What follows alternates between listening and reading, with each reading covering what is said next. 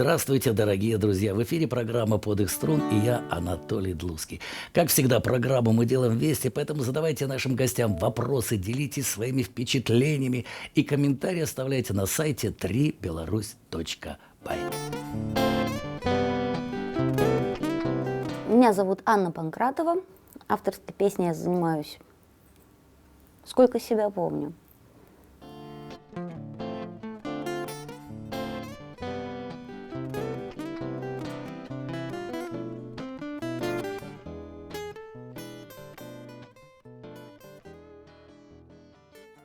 А сегодня у нас в гостях поэт, композитор, журналист, организатор и член жюри международных конкурсов и фестивалей в России и Беларуси, автор-исполнитель Анна Панкратова, Минск. Здравствуйте, Анна. Здравствуйте, Анатолий. Очень рад встрече. Я тоже. Анна, скоро состоится ваш юбилейный концерт. Расскажите о нем. Ну, что значит юбилейный концерт? Юбилей, я считаю, у человека бывает только дважды в жизни. Это дата рождения и, если ему даст Бог, дожить до 50 лет. А 30 лет на сцене – это не сколько юбилей, сколько дурные проекты моих близких друзей, ребят из творческого объединения «Свои острова», которые сказали: слушай, все-таки вот дата круглая, ноликом заканчивается, и надо это как-то отметить. Но вот пока они отмечали сами по себе где-то там, меня это вроде бы не касается. Но когда они пригласили концертного промоутера, когда они зарядили несколько приличных залов в Минске, и сказали, что все, давай вот, как в том анекдоте, теща, вот как хочешь крутись, как хочешь вертись, но похороны, концерт у тебя в марте. Вот, вот он и получается, юбилейный концерт 30 лет на сцене. 30 лет на сцене. Да. Этому посвящено. А когда вы впервые вышли на сцену, Анна? Это была авторская песня? В 87 году на профессиональную, в рамках фестиваля, Всесоюзного фестиваля народного творчества. В 87 году в августе проводился фестиваль в Печах, фестиваль авторской песни, куда, собственно, мы после окончания школы с друзьями уехали впервые, без родителей, самостоятельно, так как семьи туристические и в лесах. Поэтому вот, если у вас есть вопрос, когда я начала заниматься авторской песней, вот сколько себя помню, постоянно по лесам, по туристическим каким-то вот кострам. Анна, уже просится песня. Уже просится песня. Конечно. А какую бы вы хотели, Анатолий, веселую или грустную? Я думаю, что давайте начнем с веселой. С веселой? Ну тогда вот, раз уже походная песня, тема пошла, гусарская, прощальная, наверное, подойдет. Это ваши стихи, ваша музыка. Да? Пожалуйста. Конь копытом бьет нетерпеливо, в дальний путь зовет меня труба, ба-ба-ба-ба. Что же вы стоите молчаливо, с грустной улыбкой на губах? Слезы горькие утрите, прочь гоните вашу грусть. Милый ангел мой хранитель, я с победой к вам вернусь. Я с победой к вам вернусь.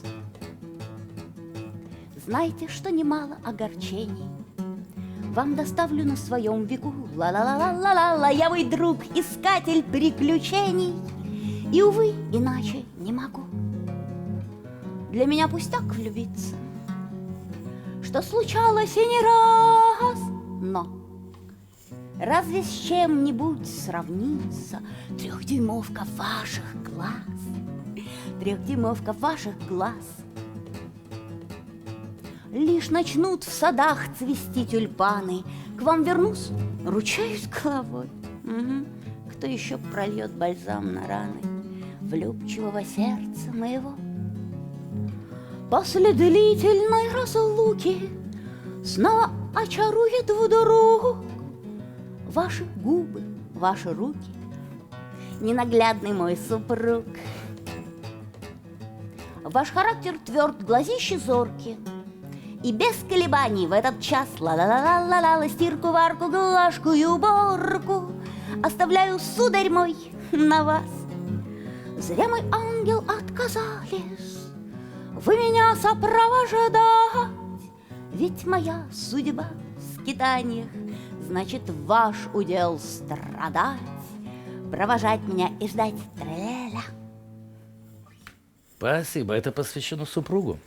Это посвящено, скорее, всем женщинам, которые любят путешествовать, и всех их мужчинам, независимо от того, супруги они или не супруги. Анна, ну вы еще актриса к тому же. Вы так это все по-актерски поете хорошо. Но это на самом деле клоунада, поэтому... Да? А у вас музыкальная семья, потому что столько талантов, я поражаюсь. Музыкальная, мама пианистка, есть актерская династия, вот, мамина сестра с мужем, театр мускомедии, бабушка, ну, уже не знаю, сколько это, ну, тоже, наверное, музыкальная, но это Нина Медведева. Ясно. Короче, Да. у вас таланты все Семейные во множестве династий. Да. замечательно. Песенка. Наверное, точнее, возможно, потому что дедушка по маме был почетным членом госцирка, и, как он говорил, ну, вот я влюбился, я женился, и бабушка в цирке на проволоке танцевала. Ну, она не цирковая, а в семье должно быть, ну, либо оба цирковые, либо оба не цирковые. Поэтому мне пришлось из цирка уйти. И сейчас Либо потому, что театрально-цирковая вот эта династия. Я думаю, что да. Анна, просится песня. Вы так хорошо спели первую песню. Наши телезрители хотят услышать еще. Хорошо, вводная в моноспектакль «Клоунада».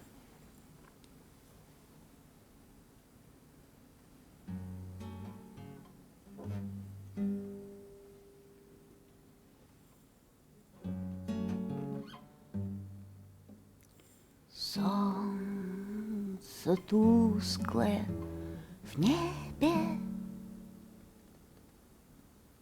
застыло. Время непогод, время непогод.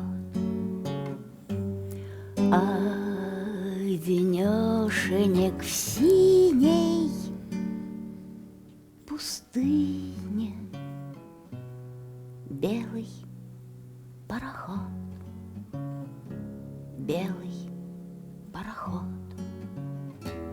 Отражаясь в бездонной пучине вдоль по облакам, вдоль по облакам. Шут Октябрь бродит в поисках ливня. Гавань далека, гавань далека.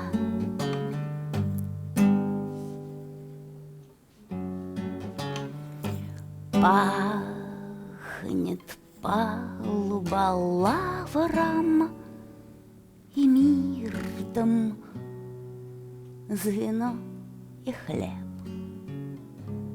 серебро и медь, танцовщица бродячего цирка пляшет на корме, пляшет на корме. Арлекино вздыхает украдкой, что пая трико, пестрое трико. В клетке спит медвежонок лохматый, гавань далеко, гавань далеко. твоей младости гавань далече, отчего же вновь хочется летать? И, расправив согбелые плечи, с нею танцевать, прикоснуться к запястью губами, пусть помчится вспять вечности река. Догорает закат над волнами, гавань далека, гавань далека. Анна, спасибо. Я так понял, что это песня из моноспектакля «Клоунада». Да? Расскажите об этой работе. Спектакль спонтанно очень начался 10 мая 93 года, в день смерти моего деда. Была написана песенка под названием «Клоунада», точнее, она не была написана, было ощущение, что мною пишут откуда-то оттуда. Простенькая, глупая, я здесь петь не буду. Но в течение ближайших 2 недель сложилась и концепция, и было написано почти половина ключевых песен. Ну, так, наверное, выходило горе. Это были первые похороны вообще в моей жизни. Я никогда до тех пор, до 23 лет, бабушка еще говорила, что девочка-талисманчик родилась, и в семье никто не умирал после моего рождения. Вот. И ну, вот как-то оно осталось. Планировалось в 98 году запись альбома «Клоунада». Мне показалось, что материала недостаточно. Отложили. Вот длинную историю популяризации данного проекта я рассказывать не стану. И не надо, Анна. Ну, на концерте в Могилеве 2002 года мы сказали, что вот уже в 2004 мы точно запишем. Это с 93-го-то. Но, тем не менее, до сих пор альбом не записан, и я так понимаю, что это проект всей жизни. И где-то, если у кого-то на диктофонах у ребят осталось не альбомные вещи, не концертные, возможно, соберут уже тогда, когда я уже здесь не буду. Вот. Сюжет очень банален. Любовный треугольник, он любит ее, она не любит, точнее, она любит его, он ее не любит, ее любит старые Вики. Ну, понятно. Анна, спойте еще, пожалуйста. Вы очень хорошо поете, поэтому я думаю, что нашим телезрителям песни – это самое главное.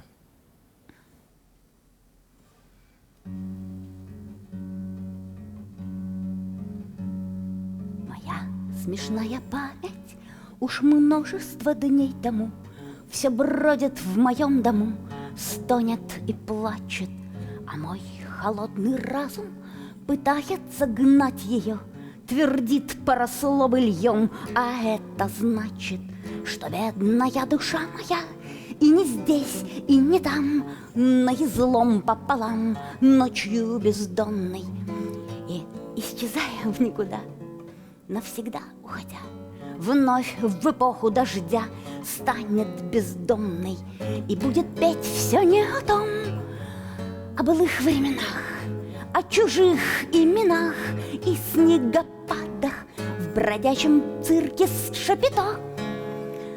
На погибель себе, на потеху толпе, да на отраду, но где-то там, в чужих краях, в праздничных городах, позабыв боль и страх, в дом возвратиться, где без игристого вина ночь пуста, холодна, где, как прежде, одна ждет танцовщица. Я так понимаю, это из моноспектакля «Клоунада», да? Да. А еще, пожалуйста. Ну, песенка, которая ближе к финалу, тоже тема танцовщицы.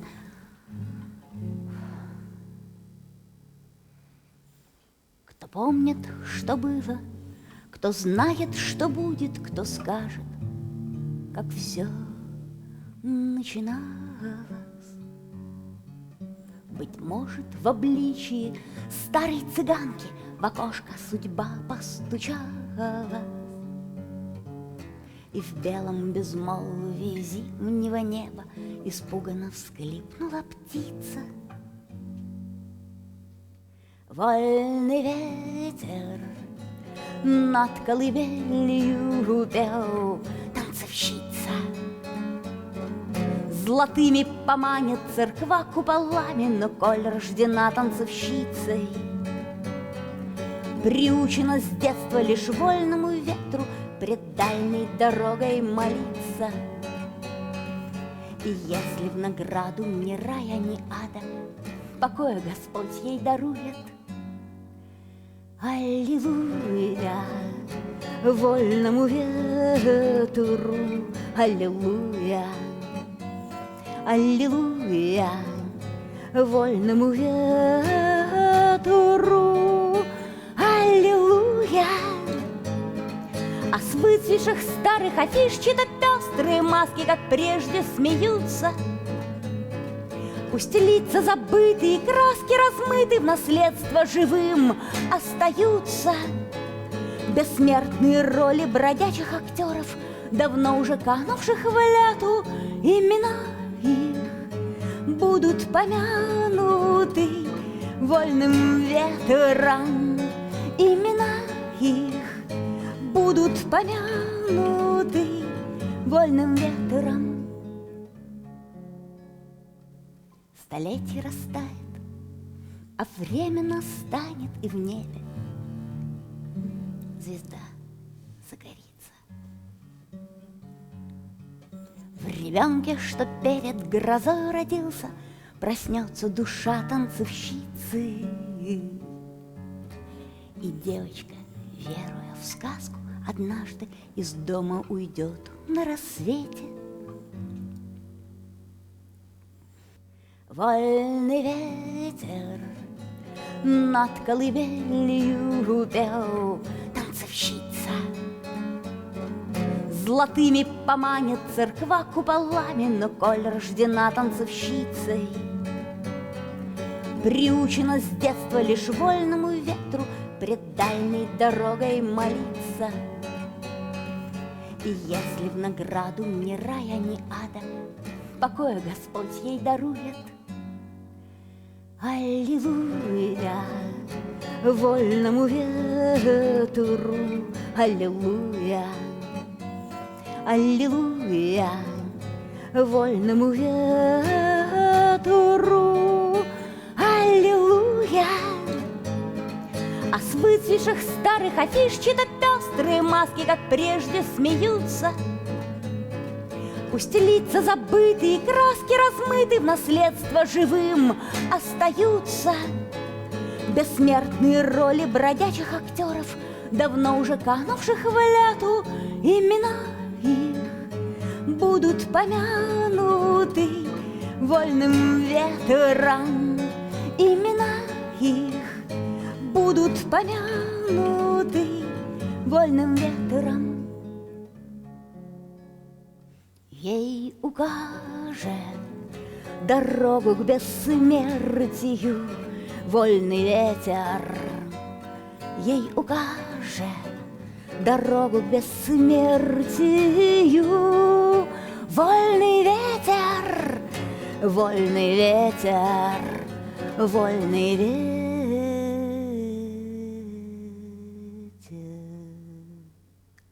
Спасибо, Анна, очень здорово. В 2013 году вы вошли в число номинантов престижной национальной литературной премии России «Писатель года» благодаря циклу сказочных историй про мальчика Дему. Это мой младший сын, вполне реальный персонаж. Да? Да? И еще вы номинировались в 2016 году. Ну, это сказки, которые... волшебные истории для больших и маленьких взрослых. Там сказки из цикла «Волшебные истории для больших и маленьких взрослых». Называется «Снежный кот и другие обыкновенные волшебности». ну, так как сказки про мальчика Дему, они были написаны реал-тайм. Ну, ложится ребенок спать, мама, расскажи сказку. А потом вот где получится, на салфетке, на бумажке, на билет, на талончике трамвайном, где-то что-то записывается, чтобы не забылось. То «Снежный кот» — это была серия СМС-сказочек, очень коротеньких сказочек, которые вот, если мама в отъезде, я ему по телефончику присылала. Вот. Ну, из них тоже в свое время сложилось... Понятно. Песни есть из этого цикла? Нет, Тогда про любовь что-нибудь хочется услышать. про любовь. А если грустная про любовь, ничего? Ничего, любовь — это грусть.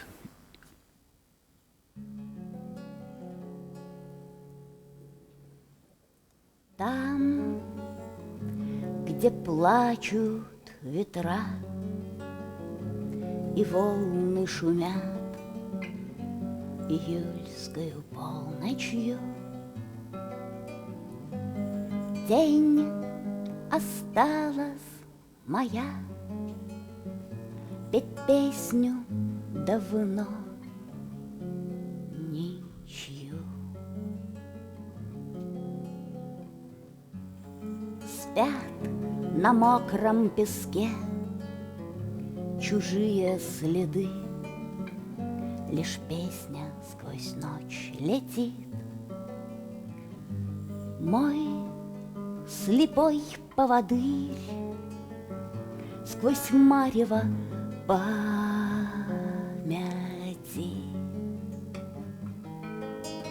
В сон о рокоте волн в ладони ладонь на множество долгих лет.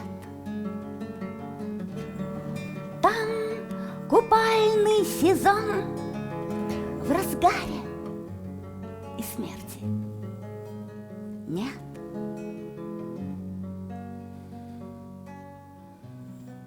Но поет моя тень о горькой беде, потере доверия. И придет по воде все дальше от берега.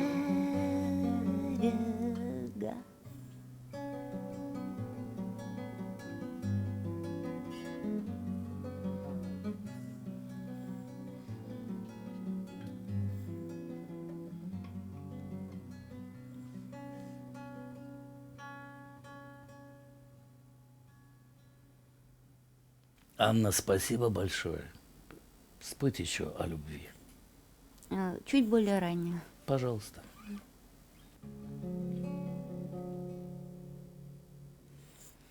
Казалось мне, с тобою мы похожи. Сказалось бы, возможно, да негоже пытаться лгать себе о невозможном. В иное, уходя по бездорожью, в иное, непонятное, чужое, дождями, облаками обернувшись, где я, проснувшись, окажусь гобоем. В руках твоих, к губам твоим прильнувшим, просто мотив не дальнего пути, только не жди, не помни впереди и позади дорога. В окнах тамбура мелькают тополя, что грезят о забытых к лету вьюгах января. Неважно, что окажется однажды, наш мир всего лишь дом одноэтажный, где тени вьюг весной по стенам пляшут, а тени снов давным-давно не наши, не наши неприкаянные тени. седые, провожая день вчерашний, шурша листвой опавшей в мир видений, бредут, обнявшись, вместе им не страшно. Просто мотив недальнего пути. Только не жди, не помни впереди и позади дорога. В окнах тамбура мелькают тополя, что грезят о забытых к лету в югах января, что грезят о забытых.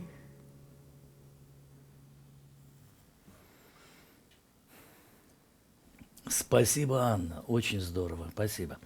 После выхода в свет вашего поэтического сборника «Эль со льдом» Сергей Макаров, член Союза писателей России, писал о вас, я процитирую. «Я уже давно не встречал такой своеобычной яркой поэтессы. Анна Панкратова, талант яркий, запоминающийся». А что для вас, Анна, значит быть по-настоящему талантливым? Быть по-настоящему талантливым — это значит не гнаться ни за орденами, ни за званиями. Это ощущение, что где-то там наверху открывается окошко или дверка, сквознячком тянет немножко в позвоночник, и после чего появляется ощущение, что это не ты пишешь, а тобою пишут. Наверное... И вот умение вот это расшифровать идущую информацию и сложить в слова правильные слова. Ну, как я для себя определяю, жизненная функция — это рисовать слова. Словосочетание, где обе начальные буквы заглавные. Рисовать слова. А мне кажется, вовремя успеть взять перо, чтобы записать то, что не обязательно, можно записывать на подкорку. Как твоей рукой вводят, да? Как? Ты просто рука, которую записываешь. Анна, еще песня просится. Как раз о том, как пишутся песни и зачем они пишутся.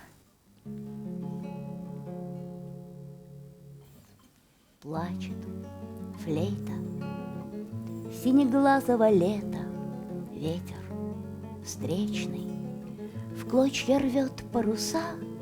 Кончилось детство, исчезает бесследно мой кораблик, уходя в небеса, тихо шепчет догорающий вечер. Время лечит, схема жизни проста. Каждый, кто вечен, нищ, речист и беспечен, станет смертен, обеспечен и стар. Умирают синегорбые волны, разбиваясь у подножия скал. Слово и обрушится рифм каскад. Ветер, разбуди облака.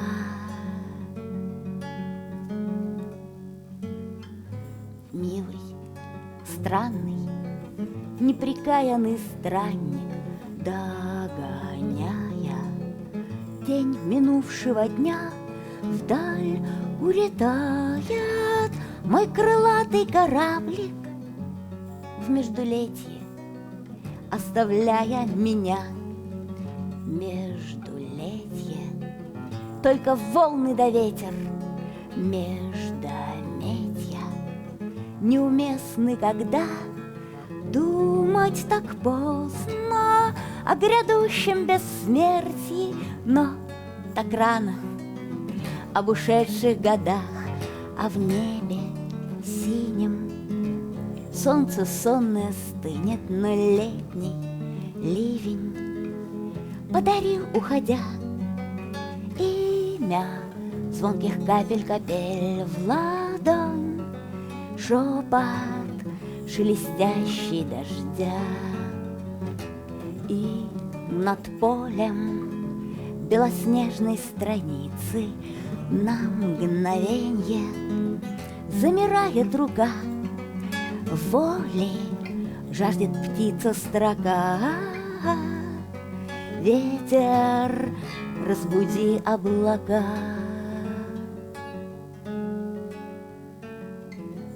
плачет флейта синеглазого лета, ветер встречный в клочья рвет паруса. Кончилось детство, исчезает бесследно мой кораблик, уходя в небеса.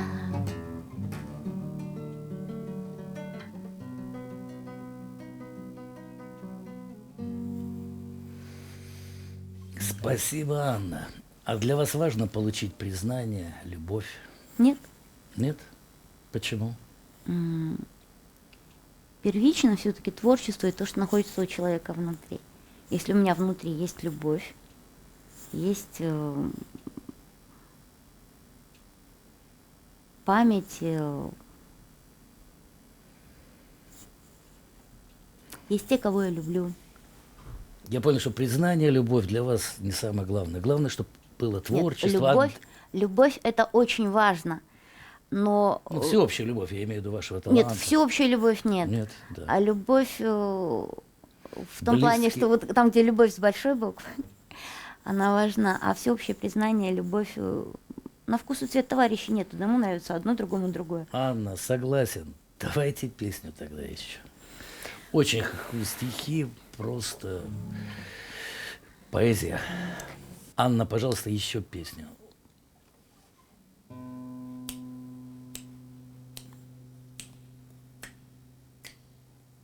Чеширской улыбкой в утреннем небе тайно тает, то солнце встает, запутавшись в облаках, ворча и зевая, а я до рассвета ночь напролет сижу, читаю сказки и сны, что мчатся издалека. Короткие строчки вязью тире и многоточий, где вечность звенит на разные голоса. Мне пишет их странный северный бог, обычно ночью, если найдет свободные полчаса. Лохматою рыжей мордою ткнется, выгнет спину, мурлыкнет в онлайне: ты почему не спишь? И вновь за окном, как будто в кино, мои хибины скроют собою шляпы московских крыш. И если тоской да болью опять беда изгложит, спешит неотложка север-Москва транзит. Диагноз все тот же: умеешь — летай, не хочешь — умри, захочешь — сможешь, боль отпусти, а нравится — пусть болит. Все слезы мои в чужие дожди переиначив, оранжевый кот вдоль по небесам бредет. И просто уходит мой северный бог онлайна, всего лишь грустный мальчик, что иногда в моих зеркалах живет. Захочет — придет, захочет — уйдет, судьбой не станет, приснившись, отыщет смыслы в моих словах, звучать их заставит чеширской улыбкой, походя мне откроет тайну и растворится в утренних облаках. Спасибо, как хорошо, как так душевно. Анна, в одном из интервью на вопрос, какая ваша главная цель в жизни, вы ответили: а у меня не цели, слишком уж глобально звучит. У меня только красивые мечты. О чем вы, Анна, мечтаете? Я мечтаю о банальном, честное слово. О банальном? Да. Да, о чем? Построить наконец-то дом, вырастить 100-тысячное дерево и родить 5-го сына. Замечательные мечты, Анна. Очень. Я думаю, что у вас все получится. Потому что вы очень хотите этого. Вселенная к вам присоединяется, и вы с вашими песнями радуете своих слушателей. Просим вас еще одну песню. Эта песня будет заключительная, поэтому вот то, что лежит на душе, то, что хочется сейчас. Про фургон мы говорили уже. Нет, ну не Нет. будем говорить, можешь спеть фургончик, Анна. Да, это как раз-таки та самая песня, которую можно было вот одну сочинить и больше ничего в своей жизни не писать. Она нравится всем, ее все просят, и так уже 23 года. Но дело в том, что за это время очень многое поменялось, и когда просят фургончик, у меня сейчас идут несколько другие ассоциации и с фургончиком, и с самой песней. Поэтому, наверное, ну, фургончик, так как все знают и все просят, можно я ее не буду сегодня петь. А я спою то, что получилось, скажем, постфургончик, спустя 23 года.